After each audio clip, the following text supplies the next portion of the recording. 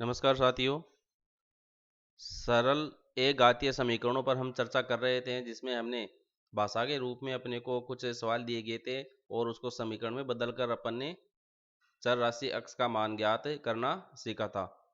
आज अपन इसके दूसरे प्रकार पर डिस्कस करेंगे कि जब समीकरण हल करना है कब, जब दोनों ही पक्षों में चर उपस्थित हो। अभी तक हमने देखा, जैसे अपने पास एक सवाल आ गया, अपने पास 2x-3 बराबर 7। अभी तक हमने इस तरीके के सवाल देखे हैं। तो बाएं पक्ष में, ये बायां पक्ष अपना, इस बाएं पक्ष में केवल एक चर राशि है, जबकि दाएं पक्ष में अचर राशि है, संख्यात्मक मान उपस्थित है।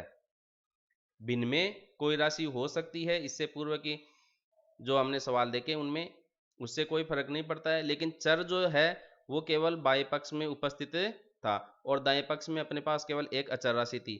तो ये हमने इससे पूर्व की क्लास में देखा है।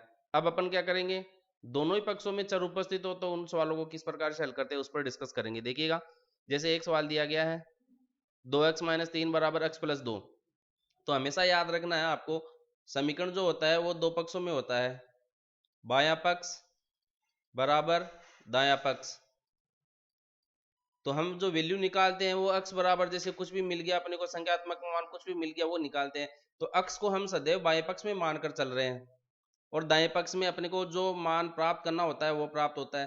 तो इन दोनों पक्षों में अपने पास चर जो उपस्थित है उस चर को आप बाएं पक्ष में ले लीजिए एक तरफ, और जो अचर राशि है उसको दाएं पक्ष में स्थानांतरित कर दीजिए, और जो चर राशि है उसको बाएं पक्ष में स्थानांतरित कर दीजिए। तो ऐसा करने से क्या होगा, चर राशियां एक तरफ हो जाएगी और अचर राशियां दूसरी तरफ हो जाएगी। तो देखिए, करते अपन ऐसा ही काम यहाँ पर। देखिए, दो अक्ष तो इधर है, तो इस अक्ष को अपन इधर लेके आएंगे। ये प्लस का है, समीकरण के इस तरफ आएगा तो प्लस का अक्ष माइनस अक्ष में बदल जाएगा। तो दो अक्ष तो अपने पास पहले से ही है और यह हस्तांतरित होकर इधर बाएं पक्ष में आएगा तो माइनस का बन गया। अब इधर देखो, दो बच रहा है, अक्ष तो इधर चला गया, दो यहाँ पर बच रहा है।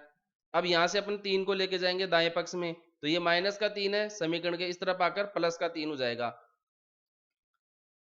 अब इसको हल कर लीजिए, दो अक्ष में से एक अक्ष कम हो जाएगा तो x बराबर 3 में 2 जोड़ दीजिए 5, तो ये x का मान 5 प्राप्त हो गया। अब आप इसके अंदर रख के देख लीजिए x का मान 5। अगर दोनों समीकरण बराबर प्राप्त हो जाती है, पलड़ा दोनों का बराबर होता है तो ये सही है, अन्यथा गलत है। 5 रखो, 5 दूनी 10, 10 में से 3 गया 7 मिला, फिर ये 5x का मान 2 7, तो ये भी 7, तो देखो 7 बराबर 7 प्राप्त हो रहा है। तो जो काम अपन ने किया है, तरीका अपनाया है, वो एकदम सही है।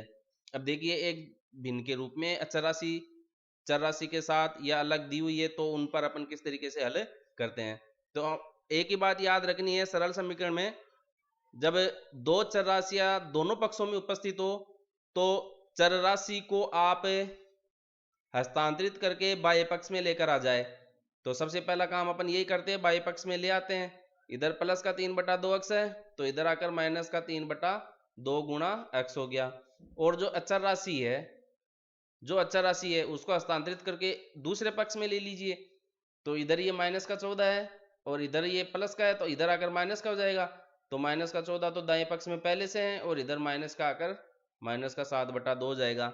ऐसा कुछ भी नहीं है, अगर आप चर राशि को दाएं पक्ष में रखते हैं तो दाएं में भी रख सकते हो और इसको इधर भी लिख सकते हो। तराजू को आप किधर से भी पकड़ सकते हो, क्योंकि पलटी मार सकते हो आप, तो किधर भी आप वस्तु को तोल सकते हैं, ऐसा कुछ भी नहीं है।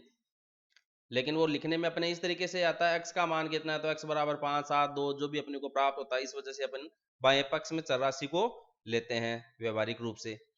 अब 5x में से अपने को 3/2 घटाना है, तो घटाने की संक्रिया के लिए अपने को क्या करना पड़ेगा, लघुत्तम समापवर्त्य लेना पड़ेगा। 5x के हर में तो कुछ भी नहीं है, लेकिन बट्टा में अपन 1 लगा सकते हैं। तो 1 और 2 का देखो लसा लेना है अपने को। तो लसा लेने के लिए आपको सिद्ध सी भागफल विधि बता रखी है, जिन संख्याओं का लसा लेना है उनको एक साथ लिखो और उनमें 2 का भाग दो। ये तो 1 का 1 ही रह जाएगा, ये 2 में एक बार देंगे तो ये 2 आ जाएगा। तो इसका लघुत्तम समापवर्त्य मिलेगा अपने को 2। फिर अपन क्या प्रक्रिया अपनाते हैं, प्रथम पद में जो हर राशि है उसका लघुत्तम समापवर्त्य में भाग देते हैं। तो 1 का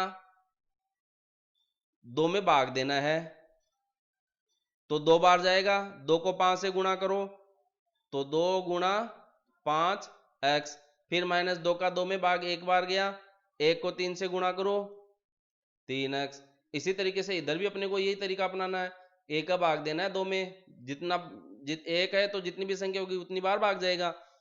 2 बार गया, 2 से गुणा करो आप इसको, 2 गुणा 14 माइनस 2 का भाग एक बार गया, 1 को 7 से गुणा करो तो 1 गुणा 7, ये मिल गया अपने को।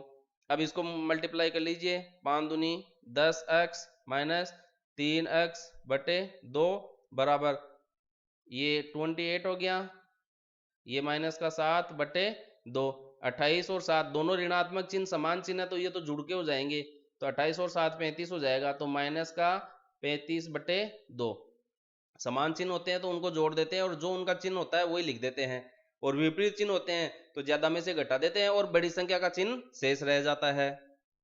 10 में से 3x चल जाएगा, 10x में से 3x तो 7x बटे 2 बराबर माइनस का 35 बटे 2। दूसरी बात देखिए, अब इनको अपने को हल करना है, तो अंश में 7x है, इधर अंश में माइनस का 35, हर में 2 है और इधर हर में 2 है। अगर कभी ऐसा हो समान संख्या अगर अंश में भी वही है और इधर भी दाएं पक्ष में भी वही संख्या मिलती है तो उनको आप डायरेक्ट काट सकते हो। जैसे यहाँ पर 2 है हर में और इधर हर में भी 2 है, तो ये आपस में आप डायरेक्ट काट सकते हो। इसको देखो काटने का क्या तरीका होता है, अपन क्या है x का मान ज्ञात करेंगे तो इस 2 को पहले हटा देते हैं, यहाँ से 2 को हटाएंगे तो ये क्या है इधर भाग में है तो इधर जाके गुणा में हो जाएगा, तो 7x बराबर माइनस का 35 गुणा 2 बटा 2, तो ये कट गया। तो आप डायरेक्ट यहाँ से काटो या फिर इधर से काटो, तो ये जैसे जितनी आप कैलकुलेशन करेंगे गणित की जोड़ बाकी गुणा भाग संक्रियाओं की, उतनी आपकी इस पर पकड़ बनती जाएगी। तो 7x का मान अपने को क्या प्राप्त हो गया अभी तक, 7x बराबर माइनस का 35। अब x का मान क्या मिलेगा अपने को, इधर 7 गुणा में भाग लग जाएगा, तो माइनस का 35 बटा 7 बराबर 7 पंचे 35, तो अपने को x का मान मिल गया माइनस का 5।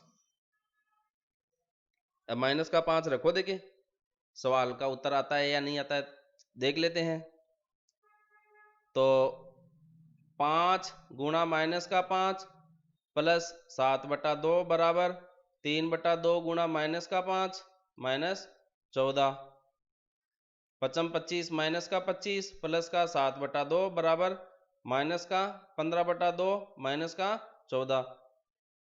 इनको हल करना है अब अपने को वापस, तो लघुत्तम लेना पड़ेगा अपने को, लघुत्तम ले लीजिए, तो 2 तो लघुत्तम आ जाएगा, a का भाग देंगे 2 बार, 2 को गुणा करेंगे माइनस का 50 प्लस 7 बराबर, इसमें भी वही बात होगी माइनस 15 माइनस 2 से गुणा करेंगे 28 बटा 2, 2 लघुत्तम आ जाएगा, a का भाग देंगे 2 बार जाएगा, 2 को अपन 14 से गुणा करेंगे 28। तो अब इन दोनों का मान देखना कितना आ रहा है, ये तो हो गया देखो अपने पास 43, 7 कम हो जाएगा 50 में से, तो ये 43, और बड़ी संख्या का चिन्ह क्या है माइनस का, तो माइनस का बच जाएगा 43 बटा 2। और इधर से देखो ये समान चिन्ह है तो 15 और 28 आपस में जुड़ जाएंगे, 8 और 5 13, और 2 और 1 3 और 1 4 हासिल की, तो और माइनस में है दोनों तो माइनस का 43 बटा 2। तो देखिए दोनों का मान बराबर प्राप्त हो रहा है, तो कहने का मतलब क्या हो गया, जो चरराशि x का मान है वो कितना प्राप्त हो रहा है अपने को, माइनस का 5 प्राप्त हो रहा है। तो इसी तरीके से आप कुछ अन्य सवालों पर और अभ्यास कीजिए, किताब में आपको मिल जाएंगे, 2-4 सवाल में आपकी अभ्यास के लिए लिख देता हूँ। 3x बराबर 2x प्लस का 18, 5t माइनस का 3 बराबर 3t माइनस का 5। अब यहाँ पर जो चरराशि है वो t के रूप में दी गई है, इसमें से आपको विचलित नहीं होना है। 5x प्लस का 9 बराबर 5 प्लस 3x। गणित में अभ्यास करने के लिए आप जितना ज़्यादा पेज भरेंगे, पेन और पेपर जितना ज़्यादा काम में लेंगे उतना ही आप इसमें अभ्यस्त होते रहेंगे। इसमें देखो कुछ भी नहीं है, तरीका तो एक छोटा सा होता है, चर को अचर को एक तरफ करते हैं फिर बाद में जोड़ बाकी गुणा भागी करते हैं, तो ये तरीके आपको पता होना चाहिए, बाकी आपके लिए गणित एकदम आसान होती जाएगी। एक सवाल मैं आपको और बता देता हूं, 3m बराबर 5m माइनस 8 बटा 5।